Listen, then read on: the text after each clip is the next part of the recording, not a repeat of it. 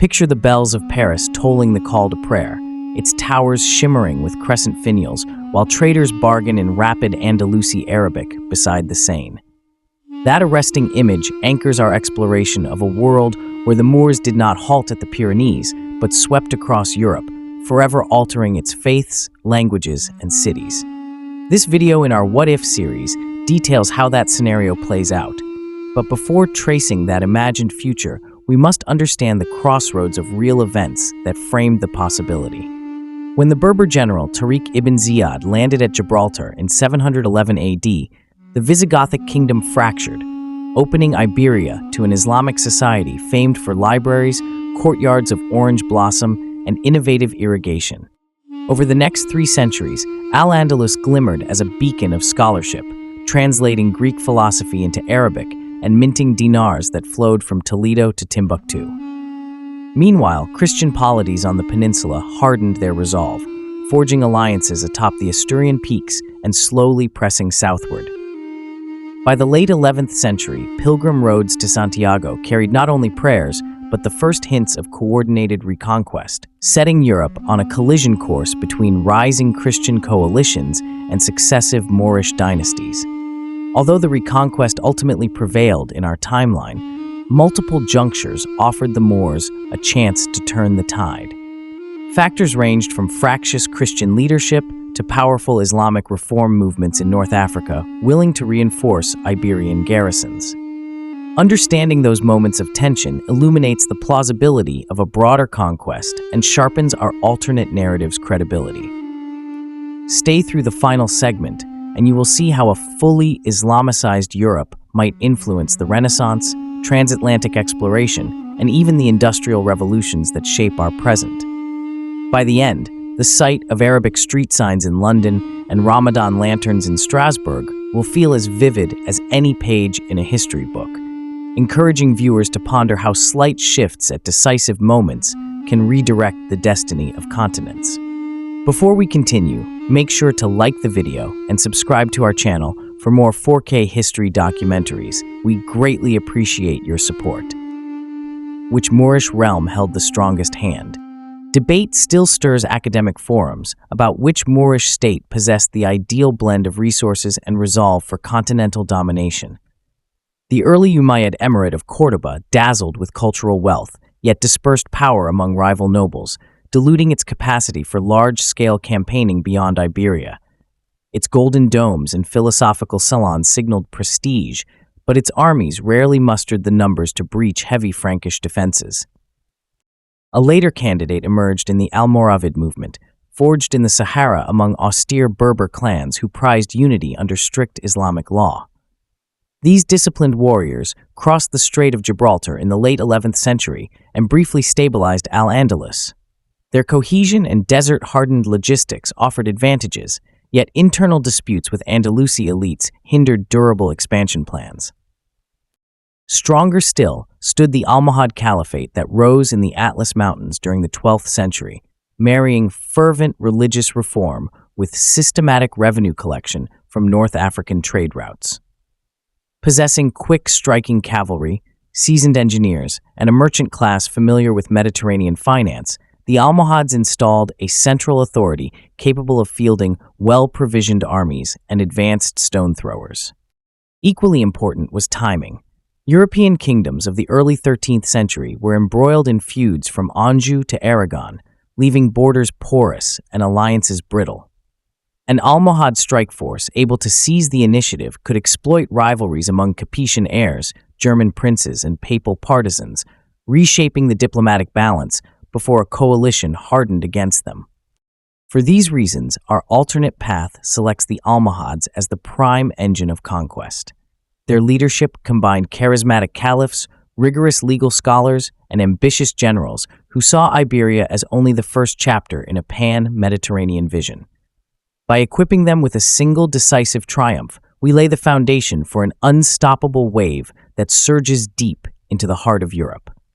1214 AD, the Point of Divergence, Almohad triumph at Las Navas de Tolosa.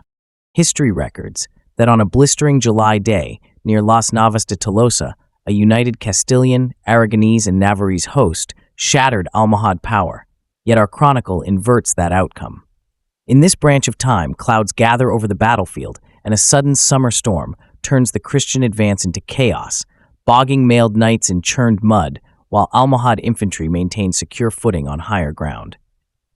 Seizing the moment, Caliph Muhammad al-Nasir orders a flanking maneuver led by light Berber cavalry who encircle the lumbering Christian center. Panic ripples through the Allied ranks as banners slump and commanders lose sightlines in driving rain. When Castilian infantry crumble first, Allied morale collapses and retreat becomes rout. The victory reverberates instantly. Andalusi cities, once divided by local faction, now rally to the caliph's banner, convinced divine favor endorses renewed expansion. Refugees fleeing north carry tales of unstoppable warriors chanting verses of the Quran, amplifying psychological shock among Occitan lords whose castles guard the passes into southern Francia. Triumph also unlocks material dividends. Spoils of war refill Almohad treasuries, while North African ports accelerate spice and gold shipments to finance siege trains. Scholars in Marrakesh draft logistical maps linking Granada to Narbonne, planning a supply chain that moves grain, arrows, and replacement horses with unprecedented efficiency. Within months, the Caliph convenes a council in Seville, proclaiming a grand campaign named the Path of Light that aims to spread justice and prosperity beyond the mountains. Whether motivated by faith, ambition, or the lure of estates in fertile Aquitaine, thousands swear allegiance, giving the Almohads a force unrivaled in Western Europe. 1215 AD Islamic expansion into southern Francia. Spring thaws reveal Almohad banners cresting the Pyrenean passes, their advanced scouts guided by local Occitan dissenters chafing under heavy Capetian taxes. Initial resistance focuses at Carcassonne, yet a surprise night assault breaches its outer walls with minimal bloodshed, persuading defenders to negotiate generous surrender terms that spare civilian markets. With Carcassonne secured, the campaign pivots west toward Toulouse, a city famed for troubadour culture and river commerce. Rather than impose sudden rule, the Caliph dispatches jurists fluent in Romance dialects who draft charters guaranteeing property rights in exchange for moderate jizya levies on non-Muslim residents. Merchants quickly adapt, opening new routes southward to Andalusi ports, where saffron, sugar, and prized Damascene steel sell for favorable rates. Moorish engineers repair Roman-era roads, laying stone milestones inscribed in both Arabic and Occitan script. This infrastructure accelerates troop movements while winning over local farmers who gain safer access to markets. Cathedrals remain active for Christian worship under guardianship of their clergy, yet space is set aside for representatives of Islamic courts to adjudicate commercial disputes, showcasing pragmatic pluralism. As peace dividends accumulate, minor nobles in Gascony seek similar arrangements, sending emissaries to the Almohad camp bearing keys to hilltop keeps. The Caliphate's diplomats respond by confirming hereditary titles so long as loyalty oaths are sworn, a strategy that broadens influence without exhausting siege resources. By autumn, supply depots hum from Pau to Bordeaux, and Almohad naval squadrons anchor in the Gironde estuary, linking land conquests to sea power. Word spreads that the Path of Light offers tangible prosperity, eroding morale among remaining Christian garrisons and setting the stage for deeper penetration toward the Loire Valley. 1220 AD, the Battle of Paris. The summer sun rose over the Seine while two hosts prepared for a decision that would echo across kingdoms. Along the southern bank, Almohad field commanders formed disciplined rectangles of infantry behind shield walls, polished until they glimmered like river light, proof of drill perfected on earlier marches from Toulouse. Across the water, Count Robert of Dreux rallied guild archers atop ramparts of gray stone, his confidence rooted in local maps of every street and tower within the capital. For 3 tense days, engineers on both sides tested one another's resolve with long-range engines that lobbed stone and fire, yet supply trains continued to arrive via the Orléans Road, keeping Parisian morale intact. When the fourth dawn broke, the Caliph's personal guard launched a feint at the Petit Pont, drawing Frankish veterans toward the island, while concealed rafts drifted downstream, carrying sappers equipped with black powder charges learned from Eastern treatises. A sudden roar shattered the morning hush as those charges collapsed a section of the northern curtain wall near the Saint Denis Gate, scattering defenders in choking dust. Parisian captains attempted a counterstroke by releasing chained barges set ablaze, but Almohad archers severed mooring ropes with precise volleys, sending the fire ships harmlessly into midstream eddies. Seeing the breach widen, Andalusi spear columns advanced in disciplined cadence, their banners lifted high by standard-bearers who whispered verses of perseverance. Inside the city alleys became mazes of barricades and overturned carts, each block contested in brutal minutes of thrust and retreat. Cathedral bells tried to impose order, yet echoes of steel drowned choir chants, and rescuers could no longer pass easily between parishes.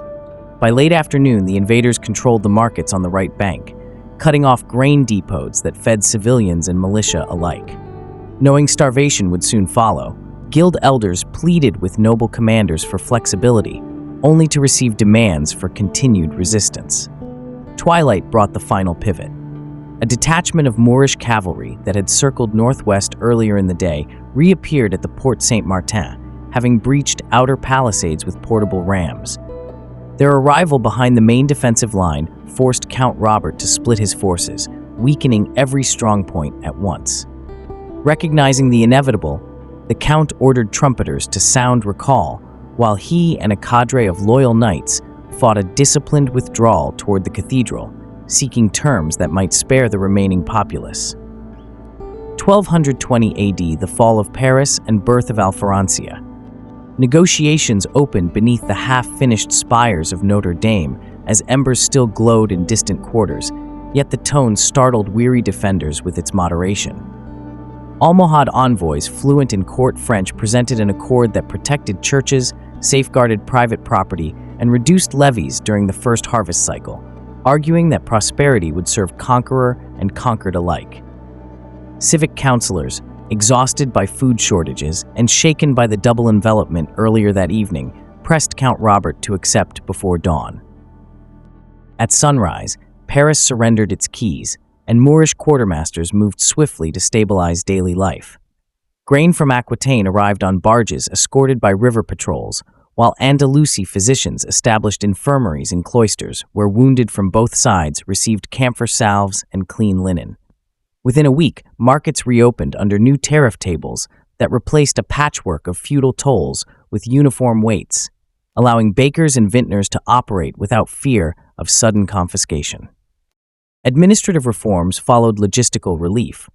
The Caliph decreed that the city would henceforth bear the name Al-Francia, a title intertwining Frankish heritage with Islamic stewardship. Decrees appeared in paired columns, graceful Arabic script beside flowing Old French, creating a public record intelligible to merchants from Zaragoza and weavers from Champagne alike. Magistrate courts retained Christian judges for ecclesiastical matters, yet added codice to oversee mixed-faith commercial disputes, an innovation that shortened case backlogs and impressed visiting scholars. Cultural exchange blossomed in unexpected corners. Architects began tracing horseshoe arches beneath existing Gothic vaults, discovering that the fusion strengthened weight distribution and brightened nave interiors by reflecting sunlight across newly polished stucco. Artisans enrolled in workshops to master Zell tile techniques, then adapted the craft to colder climates by substituting local clay and river sand, seeding a distinct Parisian Andalusia aesthetic. University lecturers hosted disputations on astronomy where Latin commentaries on Aristotle met Andalusi observations of Venus, each side refining the other's conclusions without rancor. Economic resurgence rounded the transformation. Silver dinars minted in Seville reached Parisian stalls within months, their trustworthiness accelerating trade flows until porters along the Seine handled twice the cargo of the previous year. Prosperity muted initial resentment, and over time, city chronicles recorded a steady rise in mixed-faith guild memberships, joint ventures that shipped wool to Marrakesh and returned with saffron and paper. By the close of a single generation, children recited proverbs in a blended vernacular, proof that the Battle of Paris, once feared as an ending, had become the unlikely prologue to an urban renaissance at the heart of a rapidly integrating continent. 1230 AD, England's conversion to Islam. In our real-life timeline, most English chronicles gloss over the moment when King Henry II, furious at Rome after the murder of Archbishop Thomas Becket, swore he would abandon Latin Christendom and accept Islam unless the Pope relented. Contemporary writers like Gerald of Wales recorded the threat, and later clerics repeated tales of Angevin envoys seeking audience with Nur ad-Din's governors. Although the conversion never took place, the king's dramatic ultimatum left behind Arabic translations of select Quranic chapters stored in Oxford libraries, quiet proof that England's royal house once peered beyond the boundaries of its ancestral faith. In this alternate scenario, nearly 4 decades later, those forgotten manuscripts resurfaced as King Henry III studied reports of the Almohads turning Paris into Francia. Merchants reaching London carried dinars of unvarying gold weight and spoke of courts where tax rates were posted on public tablets, a transparency English guilds had never enjoyed. Papal agents in exile, meanwhile, demanded new levies for an enlarged crusade, a burden that threatened to eclipse the crown's revenue from wool. The king found himself weighing 2 legacies: continued obedience to a distant pontiff or realization of his grandfather's half-imagined leap toward a rising Islamic sphere. Henry sent seasoned clerks across the Channel, carrying both Magna Carta and his forefathers' translated surahs. Moorish jurists in Francia demonstrated how shura, or consultative rule, paralleled the barons' demands for counsel, while zakat schedules offered predictable taxation. These discussions returned to Westminster in detailed memoranda that circulated among sheriffs and city aldermen. Each document contrasted papal tithe arrears with the measurable advantages of a trade pact under shared belief. Public dialogue grew sharper as scholars from Cambridge printed bilingual leaflets comparing the Sermon on the Mount to Quranic verses on mercy. Port towns hungry for spice and sugar sided with innovation. Cathedral chapters raised alarms over souls at risk. Yet commoners remembered the tale of Henry II's near conversion and concluded that if one king had already considered the crescent in an hour of crisis, another might finish the journey for the welfare of the realm.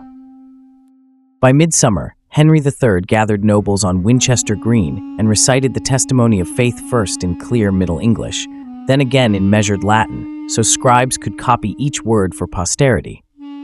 Bishops unwilling to accept this new road departed east under safe conduct, while those who remained received charters guaranteeing church property and worship.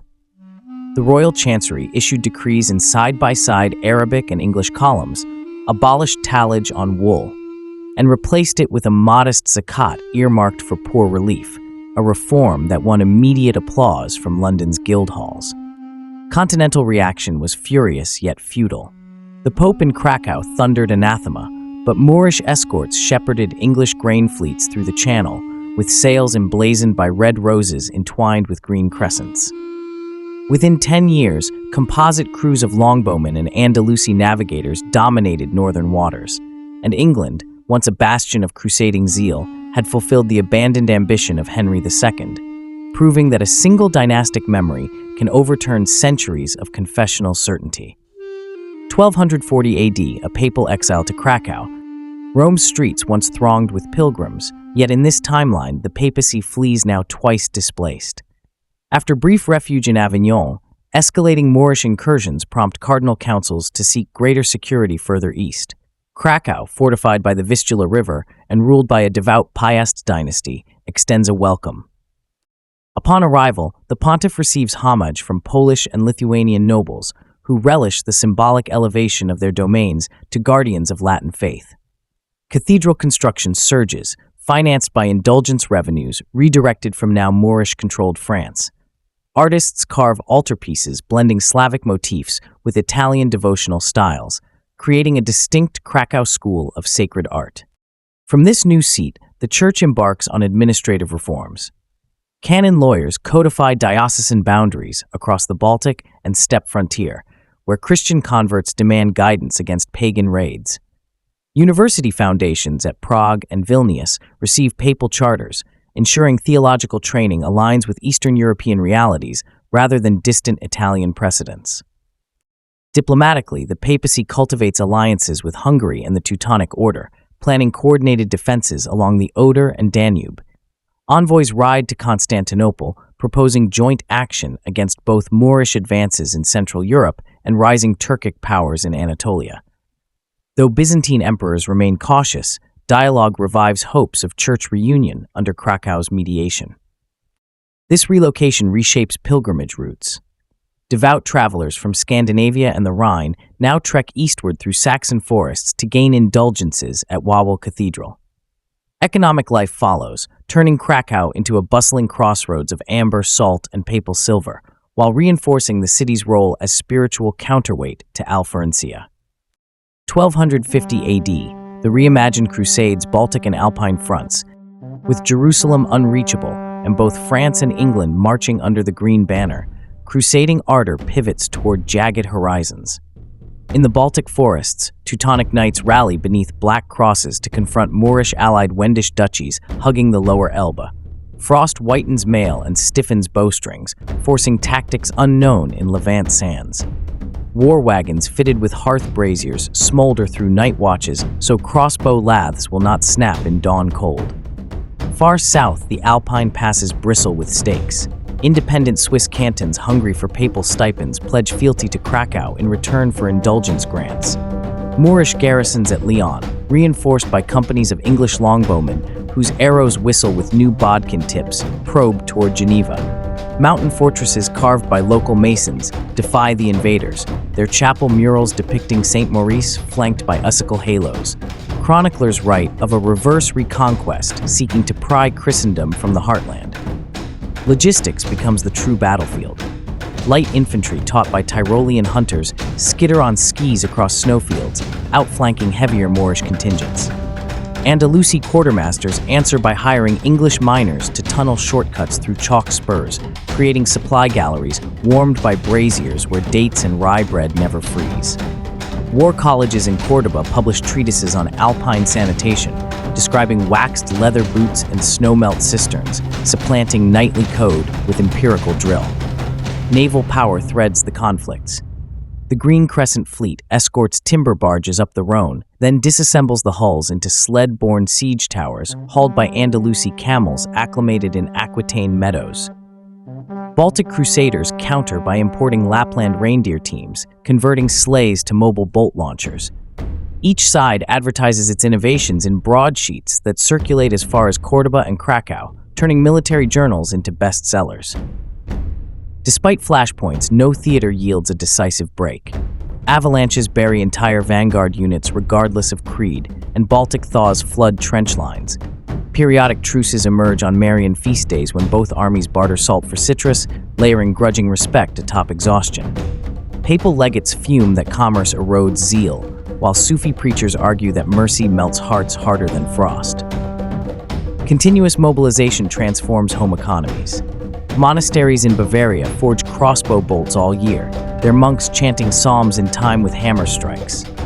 Mosques in Marseille and Portsmouth answer by funding composite bow guilds that laminate you with water buffalo horn, introducing Asian technology to Atlantic shores. War's appetite for metal and timber encourages reforestation statutes in Devon and Provence, early hints of environmental law born from conflict. By century's end, crusading is no longer a journey, but a profession. Families in Zurich hand down armorer contracts like heirlooms, while English merchant houses insure Lyon caravans the way Venetian bankers once insured pilgrim fleets. The crusade becomes a permanent scaffolding for Europe's economy, a stark lesson that ideological struggle often calcifies into daily routine. 1260 AD Islamic Golden Age scholarship spreads to Paris, Oxford, and Cologne. Libraries once confined to Córdoba now send caravans of parchment northward, escorted by scholars eager to converse with European clerics. In Francia, the House of Wisdom hosts nightly debates where French theologians query Andalusi astronomers regarding planetary epicycles mapped by earlier Baghdad observers. Latin glossary scrolls sprout Arabic loanwords such as algebra and zenith, phrases soon recited in cathedral schools from ruin to rhymes. Printing presses imported from the Silk Road receive upgrades by Moorish engineers who replace wooden screw mechanisms with bronze alloys, increasing output. Cheap paper from Sativa floods markets, lowering costs for students and igniting literacy booms among artisans seeking design manuals. Manuscripts of Ptolemy translated into Provençal circulate widely, fueling interest in cartography that will later guide Atlantic expeditions. Meanwhile, Cologne's merchants entice Andalusi polymath Ibn Khalid to lecture on optics. His demonstrations using crystal lenses astonish guildmasters who apply the principles to improve stained glass production, inadvertently advancing telescope technology. Cathedral chapters, once wary of Islamic ideas, find pragmatic value in these exchanges, gradually integrating scientific commentaries into their curricula. Scholastic tension remains. Some Krakow-trained clerics denounce what they term pagan influence, yet student migrations persist. Debate moves from condemnation to synthesis, mirroring earlier interactions in Sicily under Norman rule, but on a grander geographic scale. The result is an intellectual fusion seldom imagined in our own timeline. By decade's end, European knowledge networks operate bilingually, with letters dispatched half in Latin script and half in flowing Arabic calligraphy. This hybrid discourse seeds breakthroughs in navigation tables, hospital hygiene protocols, and mechanical engineering, setting a stage where innovation blossoms from collaboration rather than isolation. The ripple reaches villages. Traveling lecturers hired by Oxford circulate through Cotswold manors showing brass astrolabes etched with sheep breeds instead of zodiac signs, teaching herders to predict lambing weather. In exchange, the peasants pay with fleece bolts destined for Andalusi dyers. Thus, high scholarship folds into lowly pasture, completing a circle in which stargazing guides the shearing shed and Islamic England's countryside joins the march of knowledge. 1270 AD, architectural fusion minarets over the Rhine. Building cranes crowd skylines from Strasbourg to Utrecht, as Moorish patrons commission structures that blend pointed Gothic spires with horseshoe arches. In Strasbourg, artisans erect a soaring minaret adjacent to the cathedral tower, its call to prayer resonating alongside pealing bells, creating a soundscape unique to the Rhine corridor.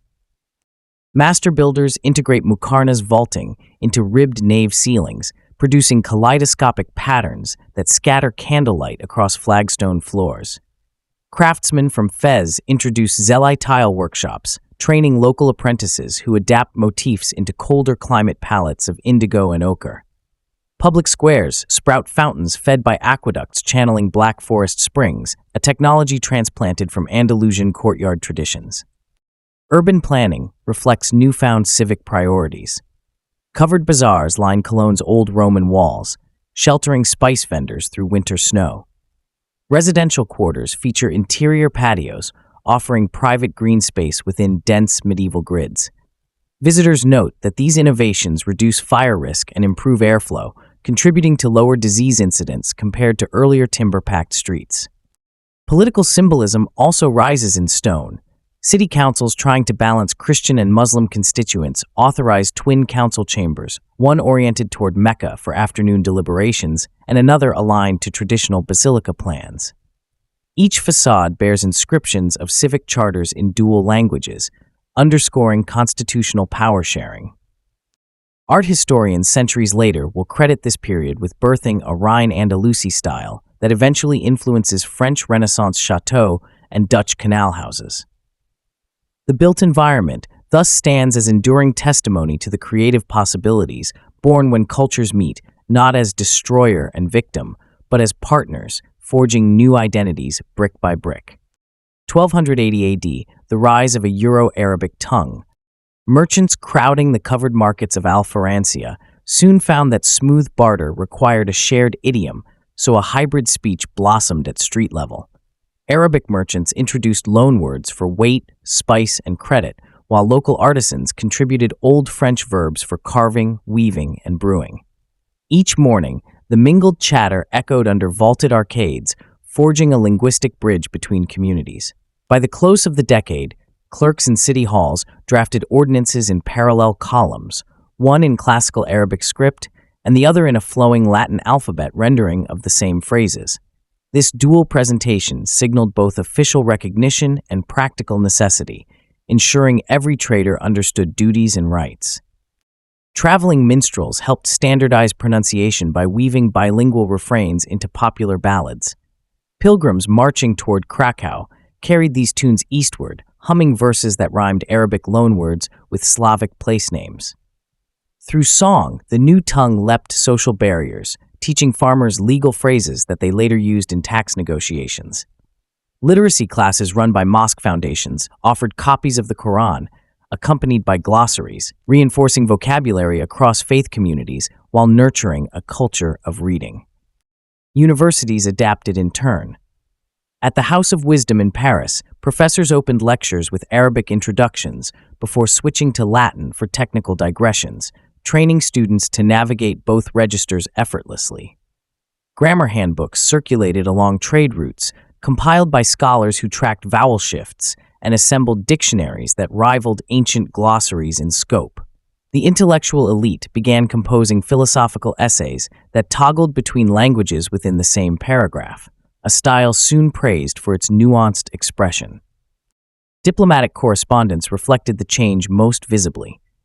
Kings in England drafted envoys' letters in the hybrid tongue to demonstrate cosmopolitan awareness, even as their scribes occasionally slipped archaic English idioms alongside Quranic salutations. When Krakow answered, its chancery adopted the same convention to show equal mastery, proving that language had become a new arena of prestige rather than subordination. By the end of the 13th century, a traveler could journey from Seville to Lübeck and purchase bread, negotiate lodging, and quote scripture using a single blended vernacular. This linguistic convergence, born of commerce and curiosity, provided the cultural glue for a realm whose borders sprawled, yet whose citizens increasingly thought with shared words. 1290 AD economic boom Silk Road west via Cordoba-Paris axis.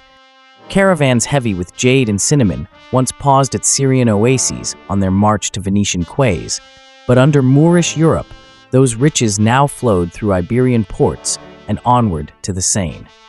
The caliph's ministers invested heavily in fortified warehouses at Valencia and Lisbon, where desert caravans met Atlantic galleons, turning sleepy harbors into thunderous hubs of cranes and stevedores. Insurance guilds emerged to underwrite risky voyages round Cape St. Vincent, spreading economic risk and luring investors from Flanders eager for distant dividends. Tax policy encouraged circulation rather than hoarding. A modest transit tariff on silk bolts entering Cordoba fell sharply if goods continued to Paris within 30 days, creating a logistical race that birthed the first scheduled wagon caravans. Way stations lined the route at exact intervals, offering fodder, medical aid, and notaries who authenticated cargo seals. Traders praised the predictability, and historians later judged this network the spinal cord of a united Western economy. Urban artisans thrived on the influx of exotic materials. Venetian glassblowers relocated to Toulouse for cheap alum, while German metal smiths set up workshops in Granada, driven by reliable copper supplies funneled from Cyprus. These migrations knitted regional specialties into continental supply chains, making Moorish Europe less a mosaic of isolated producers and more a single organism exchanging parts. Prosperity swelled the coffers of regional governors, who in turn pumped funds into aqueducts, madrasa endowments, and hospices. Currency reform kept pace. The Caliphal Mint in Seville issued gold dinars bearing bilingual inscriptions, their weight guaranteed by a network of assay offices stretching to Bruges. Confidence in the dinar soon rivaled faith in ancient Roman coinage, and its stable value attracted distant investors from North Africa and the Levant. Geno's bankers set up stalls in Parisian bazaars to offer bills of exchange redeemable in Fez, allowing merchants to traverse frontiers with parchment rather than heavy chests. Economic historians later credited this Silk Road west with shortening the gap between agricultural economies and the cash-driven age of early capitalism. By linking Atlantic tides to Saharan caravans through a chain of predictable markets, Moorish administrators turned geography from obstacle into opportunity, raising the median wealth of peasants and princes alike. 1300 AD religious pluralism and dhimmi policies. The Pact of Salamanca, issued at the dawn of the 14th century, codified the rights and obligations of Christians and Jews within the Islamic polity. Rather than crush minority worship, authorities imposed a calibrated jizya that scaled with income and exempted the poorest households, undercutting extortion that might have spurred rebellion. Parish priests and rabbis retained authority over marriage contracts and inheritance so long as civil courts could review contested cases. This balance fostered a civic framework where theological difference coexisted with shared commercial interests. Synagogues flourished in cities once hostile to Hebrew scholarship. In Cologne, Jewish physicians founded a medical academy that translated Andalusi treatises on pharmacology into German-tinged Hebrew, then distributed them to apothecaries from the Baltic to Bavaria. Meanwhile, Dominican friars in Lyons accepted invitations to debate column scholars on the nature of free will, drawing crowds that included Muslim artisans intrigued by theological philosophy. These exchanges generated an intellectual marketplace where ideas circulated almost as freely as spices. Social tensions did arise, particularly when successive harvest failures forced tax hikes. Christian guilds sometimes rioted, smashing Arabic shop signs in frustrated outbursts. Moorish constables responded by doubling patrols, yet also establishing grievance councils that aired complaints in public forums, a strategy designed to channel anger into negotiation rather than insurrection. Records from these councils reveal surprisingly high rates of compromise, illustrating how structured dialogue tempered sectarian passions. Pilgrimage also adapted to pluralism. Muslims journeyed to the Great Mosque of Paris for the Night of Power, while nearby Christian families processed to Chartres for Assumption celebrations. Caravanserais along pilgrim roads stocked halal and fasting safe fare side by side, acknowledging seasonal dietary differences without segregation. Travelers often returned with souvenirs from other faiths, such as prayer beads crafted by Jewish lapidaries or illuminated psalters featuring Arabic border designs, objects that subtly crossed doctrinal lines. Over time, many citizens embraced a civic identity rooted more in neighborhood and trade than in exclusive religious allegiance. Chronicles recount mixed faith militias defending Bordeaux against English raids, their cooperation proving that economic interdependence could trump dogmatic divides. While the Pact of Salamanca did not erase prejudice, it offered a legal mechanism for managing diversity that became a template emulated by later empires. 1348 AD, the Black Death under Islamic governance. When plague ships drifted into Marseille, the empire's network of zakat-funded clinics reacted with speed unrivaled in many Christian realms. Physicians trained on North African treatises recognized telltale buboes and ordered port closures within hours, invoking emergency powers granted by the Caliph. Quarantine cordons encircled harbor districts as muezzins and church bells alike warned citizens to avoid public gatherings, an eerie harmony of alarm. Public health responses drew upon Andalusi precedent. Bathhouses converted into triage centers, their hypocaust heating systems repurposed for boiling linens and tools. Volunteers distributed vinegar-soaked cloth masks, a folk remedy with marginal efficacy yet valuable morale benefits. Scholars in Seville compiled mortality data by district, creating some of Europe's earliest epidemiological maps that later generations mined for insight into disease vectors. Legal measures balanced containment with charity. The jizya was suspended for stricken households, and Waqf endowments redirected grain reserves to quarantine zones. Christian monasteries cooperated, opening cloisters as granaries and earning exemptions from future taxes, a policy that reinforced cross-faith solidarity. Personal testimonies describe imams and priests walking the same lanes, offering final prayers in alternating tongues, underscoring that crisis blurred doctrinal boundaries. Mortality still devastated populations, yet comparative studies show lower death rates in Moorish-administered territories than in neighboring kingdoms beyond imperial borders. Analysts cite earlier sewer upgrades, wider access to physicians, and stricter enforcement of maritime quarantines as decisive factors. Trade resumed cautiously within 2 years, allowing economic recovery sooner than regions where leadership vacillated. The plague left profound spiritual questions. Some Muslim scholars preached divine trial, urging charity as redemption, while Christian theologians framed survival as proof of grace through cooperation.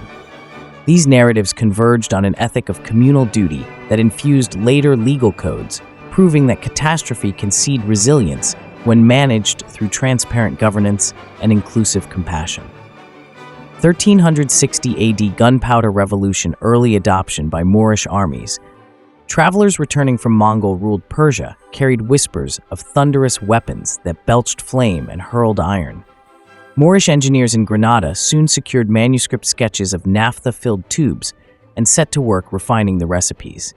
Charcoal quality proved essential, so royal foresters in the Sierra Nevada regulated tree cutting to provide uniform willow. Within a decade, black powder workshops dotted Andalusia, safeguarded by high walls and guarded night and day. Field tests took place on the plains of La Mancha, where stone targets shattered under the roar of early hand cannons. Infantry tactics evolved rapidly, with mixed formations pairing arquebusiers behind tower shields provided by Berber smiths. Artillery specialists advanced alongside sappers, whose experience from earlier sieges proved invaluable when positioning bombards against castle walls. Contemporary observers described the psychological impact as profound, recounting defenders abandoning parapets at the first thunderclap. Adoption rippled across society. Cordoba founded an artillery college teaching trigonometry for range calculations, its halls filled with students reciting Ibn al-Haytham optics before heading to ballistics yards. Metallurgists experimented with bronze blends, improving barrel durability and reducing misfire rates. Gunpowder demand spurred nitrate mining in Aragon, transforming once sleepy mountain villages into bustling supply towns. Rival powers scrambled to imitate. Swiss cantons traded prized mercenary services for captured Moorish culverins, while English spies bribed foundry workers in Bordeaux. Yet technological parity lagged, chiefly because Moorish logistic infrastructure ensured consistent powder quality and reliable transport. Battle chronicles from Alpine fronts note Christian forces retreating when confronted by mobile artillery mounted on reinforced wagons, a novelty conceived in Seville workshops. By cementing supremacy through firepower, the empire curtailed costly manpower losses and reinforced its aura of invincibility. Diplomats often displayed miniature cannons during treaty talks as tokens of deterrence, turning technology into a silent negotiator that preserved territorial gains with fewer pitched battles. 1380 AD shifted Renaissance Seville rises as Florence falls. The Winter Symposium of 1380 drew painters, mathematicians, and poets to Seville instead of Florence, a sign that intellectual gravity had shifted south and west. Moorish patrons funded vast scriptoria, where scribes copied Aristotle alongside commentaries by Averroes and Aquinas, bound in leather stamped with geometric vines. Artists trained in calligraphic proportion studied human anatomy under Jewish physicians, merging realistic portraiture with arabesque backgrounds in a style critics soon dubbed the Andalusi revival. Wealth generated by Atlantic trade flowed into grand public works. The Alcazar expanded with mosaic domes reflecting starlight, while open-air lecture courts welcomed scholars of every faith. Public endowments ensured teachers received steady salaries, freeing them to pursue speculative experiments in perspective drawing and hydraulic engineering. Innovations spread along river barges that carried illustrated treatises northward, reaching Paris, Cologne, and Krakow within weeks. Florence, long a beacon of art, struggled to compete. Papal patronage redirected toward Krakow cut into Medici coffers, and merchant families wary of Moorish tariffs hesitated to invest in marble facades. Some Florentine artisans migrated to Seville, chasing stipends, transporting knowledge of fresco techniques that blended seamlessly with Moorish stucco relief.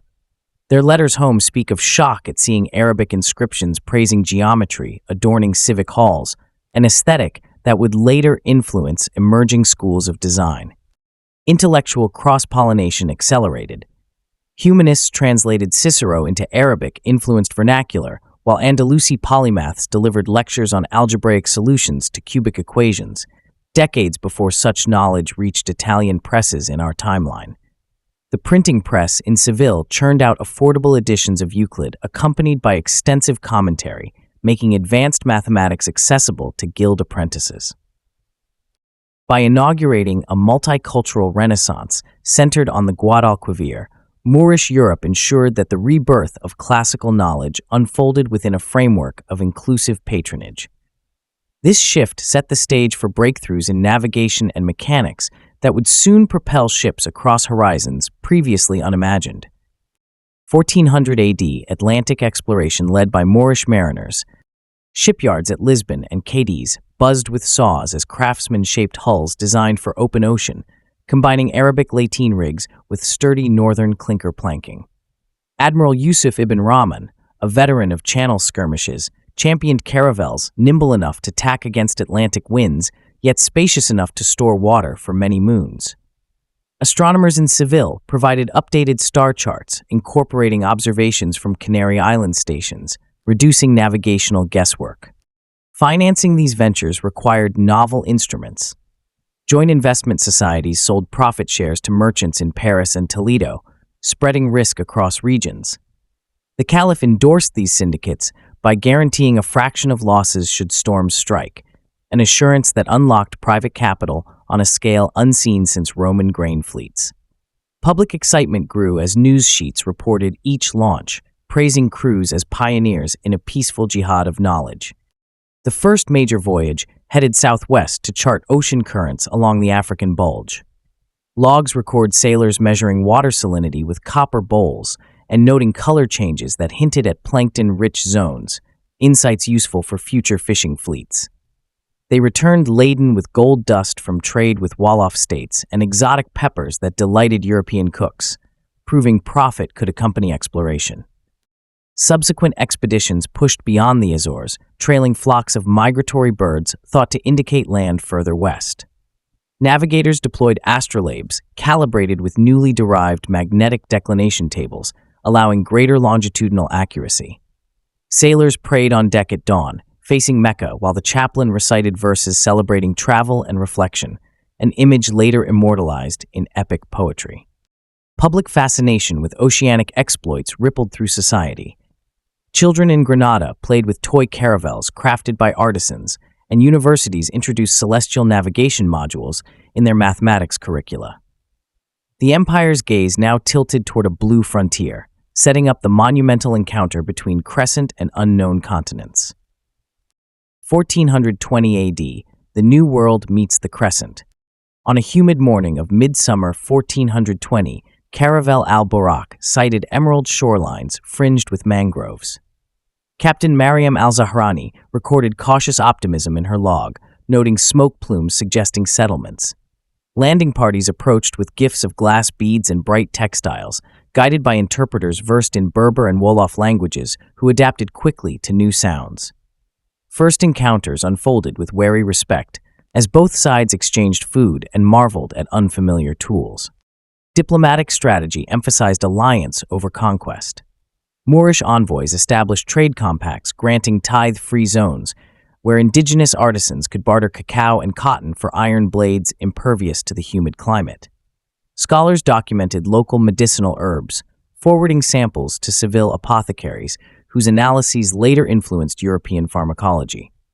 Reciprocal learning thrived as native navigators described currents and storms, improving Moorish cartographic accuracy. Religious outreach proceeded gently.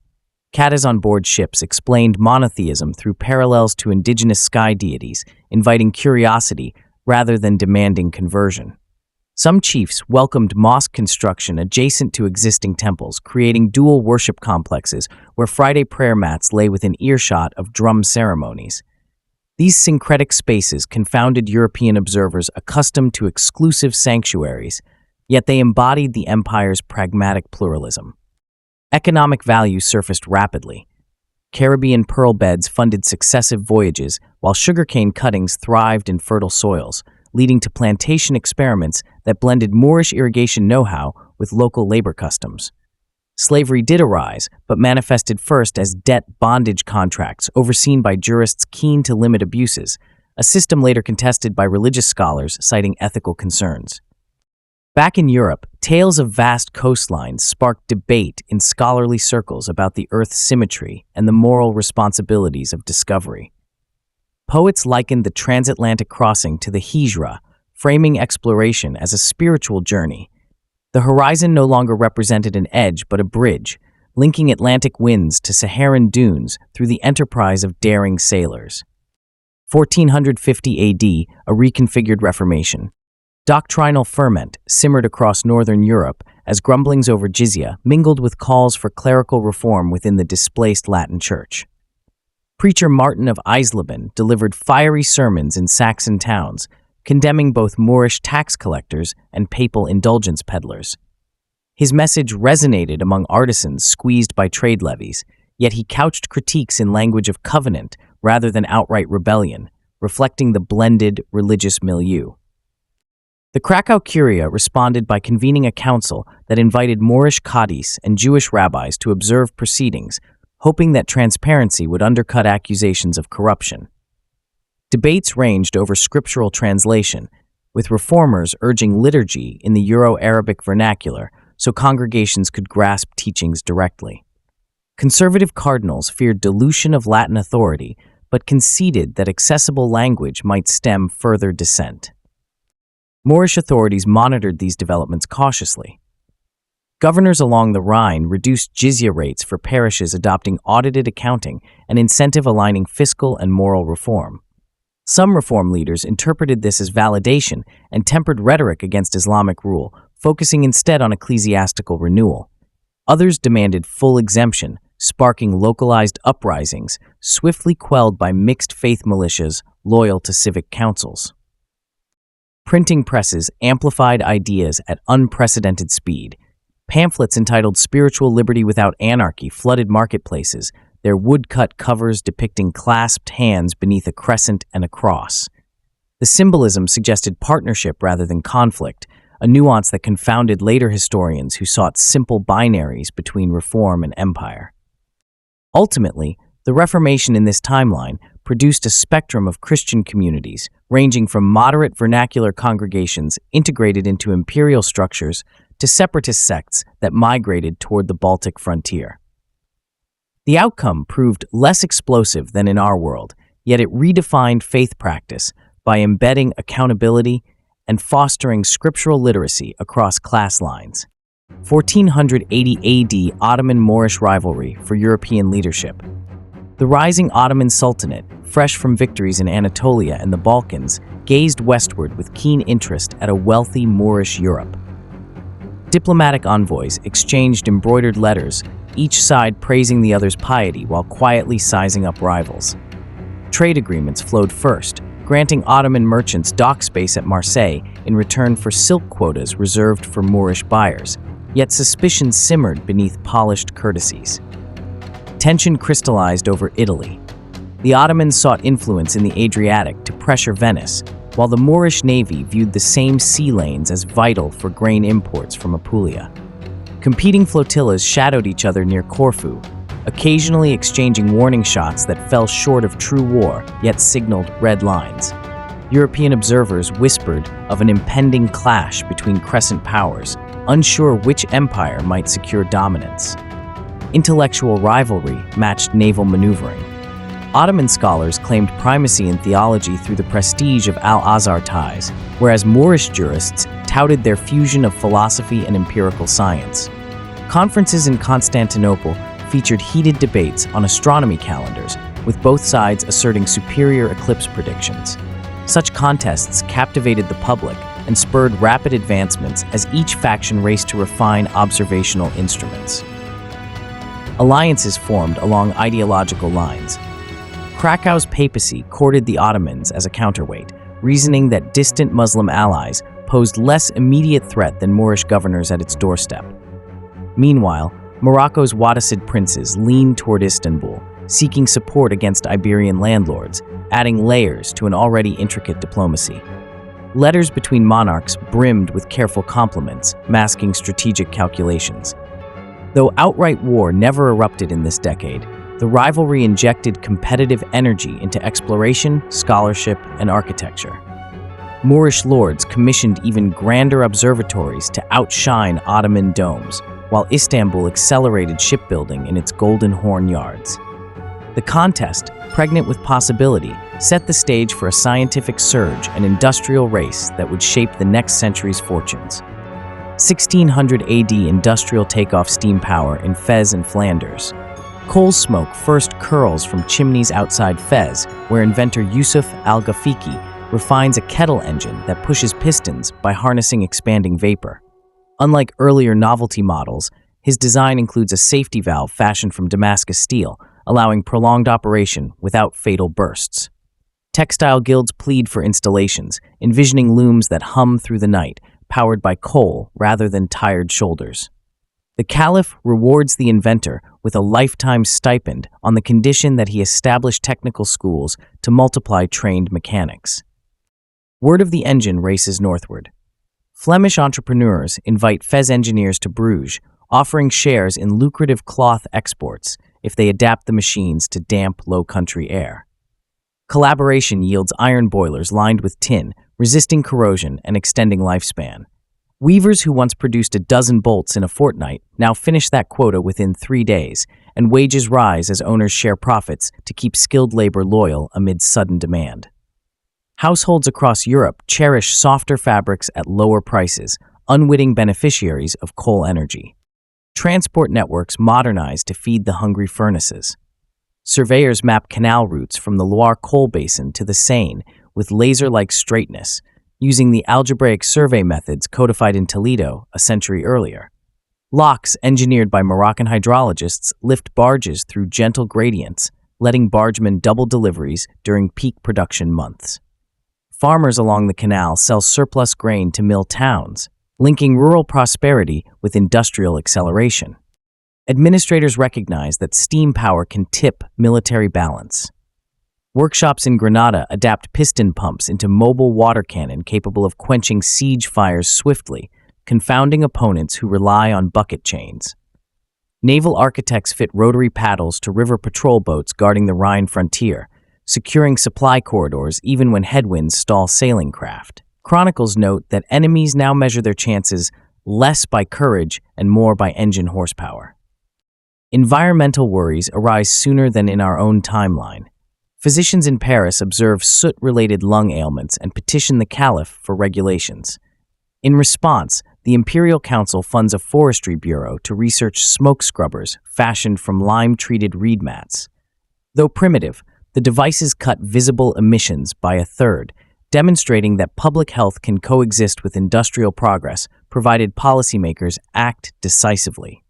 By the centuries, close city skylines flicker with gaslight derived from coal distillation, enabling safer nocturnal trade fairs. The industrial dawn, as poets call it, owes as much to scientific curiosity as to enlightened governance that channels invention into communal benefit.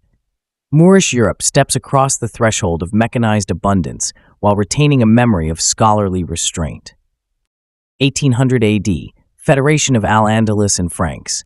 Political modernization grips the empire when merchants, scholars, and minor nobles convene in Bordeaux to debate a constitutional charter.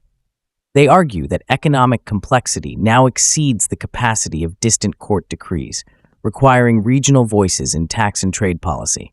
After months of spirited oratory, the assembly drafts a federal framework that balances caliphal authority with elected councils representing provinces from Lisbon to Warsaw. The document is ratified under the title Pact of the Two Rivers, referencing the Guadalquivir and the Seine as twin arteries of prosperity. Power sharing becomes visible in emblematic architecture. A grand parliament rises outside Paris, featuring alternating colonnades of Moorish keyhole arches and Gothic pinnacles. Floor mosaics depict agricultural motifs from both semi-arid Spain and temperate Gaul, symbolizing unity across climates. Delegates pledge oaths on a bilingual copy of the Quran and the Gospels, acknowledging sacred texts without elevating one above the other. The ceremony sets a precedent for inclusive governance rare in the contemporary world. Economic policy quickly benefits from the new structure. Provincial councils lobby for canal subsidies and receive matching funds conditional on transparent accounting, assessed by mobile auditor teams recruited from rival provinces to ensure impartiality. This carrot-and-stick approach fosters interregional trust while accelerating infrastructure. Grain prices stabilize due to efficient transport, lessening urban hunger and blunting demagogue influence. Diplomatically, the Federation negotiates treaties with Britain, the Ottoman Empire, and emerging American republics founded by Moorish colonists across the Atlantic. Each pact guarantees mutual shipping rights and establishes consulates staffed by multilingual graduates of a newly formed diplomatic academy in Toulouse. International observers marvel at the Federation's blend of Islamic legal tradition and Enlightenment-style separation of powers, predicting that its model may outlast older monarchies clinging to absolute rule. Internal challenges test resilience. A Christian revival in Bavaria demands exemption from Friday market taxes, citing regional custom. Parliamentary committees study the claim, consult historical archives, and ultimately craft a sunset clause eliminating the fee over 10 years, offset by export duties on luxury textiles.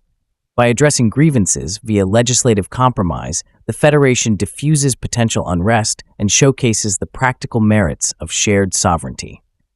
As the century closes, the Federation commissions a national anthem set to an Andalusi melody with Latin lyrics. Children learn its verses in madrasa and cathedral school alike, singing of rivers, inventions, and freedom of conscience. Few citizens think in terms of winner and loser between faiths. Most simply identify as people of the two rivers, heirs to a civilization more intricate and resilient than any the continent has known. Modern Europe under Moorish control. The skyline of Francia glows with glass towers crowned by crescents and spires, a cityscape where tram signs switch naturally between Euro-Arabic and French as commuters drift from river quays to research parks. The Federation's dinar remains the quiet metronome of daily commerce, its weight and mint marks trusted from Lisbon to York. Bond houses in London sell sukuk to fund tidal power plants on the Atlantic coast, while guild cooperatives in Seville raise capital for artisan districts that revive historic crafts without freezing them in amber. A merchant from Krakow buys Andalusi ceramics with a bill of exchange issued in Bristol, then orders them shipped via the Green Crescent fleet along routes that feel as ordinary as breathing. Laboratories born from the House of Wisdom tradition coordinate vaccine trials with Waqf hospitals in Paris and Oxford, turning charitable medicine into a disciplined science that saves millions. Astronomers on the Algarve link radio dishes with observatories above the Yorkshire moors, their arrays listening for whispers from pulsars, while schoolchildren tour control rooms and press their palms against warm racks of humming valves. Textile mills that once ran on steam now hum with clean electrics and closed-loop dye vats that keep rivers clear even in thunder season. By publishing methods alongside results, the scholars prove that curiosity still prefers open doors to locked cabinets. Culture walks the streets on light feet. Ramadan lantern festivals along the Seine share calendars with Easter parades, and football schedules bend around evening prayers in midsummer so whole neighborhoods can break fast before kickoff. Home kitchens fold cumin into leek pies without argument, and London tea houses sweeten masala blends with heather honey until tourists carry tins home like talismans. Conservatories train oud players and folk fiddlers together, sending ensembles on tour that sell out halls from Utrecht to Granada. The sounds of this century speak every language at once, and none at all. Foreign affairs move in tides rather than storms. The Ottoman Commonwealth and the Federation of the Two Rivers barter influence through joint academies in Salonika, where engineers share bridge designs for both the Danube and the Tagus. The papacy that once fled to Krakow has become a steady moral voice for the Latin faithful, its pilgrim trails safe under federated patrols that treat devotion as a right, not a pass. Across the Atlantic, cities founded by Moorish mariners trade copper circuitry and cacao beans through a tariff-free corridor that binds ports from Tangier to Veracruz. Even when disputes emerge over fisheries or patents, arbitration courts that trace their ancestry to the Shura Charter of Winchester keep tempers from boiling over. Civic life draws strength from promises kept in parchment and stone. Dhimmi protections matured into full citizenship generations ago, and municipal charters guarantee equal access to guilds, courts, and schools without exception. Children in Birmingham and Bordeaux memorize the same reader that teaches algebra alongside verse, then choose apprenticeships that move them through cities where calligraphy and neon seem to shake hands. Universities recruit women and men into research chairs named for Fatima bint Khalid and Robert of Sorbonne, signaling that intellect has many genealogies. A century of steady policy has turned coexistence from aspiration into habit. Not every horizon looks golden. Alpine forests still bear scars from centuries of timber hunger, and canal towns confront rising waters that test the limits of stone embankments built when storms were gentler.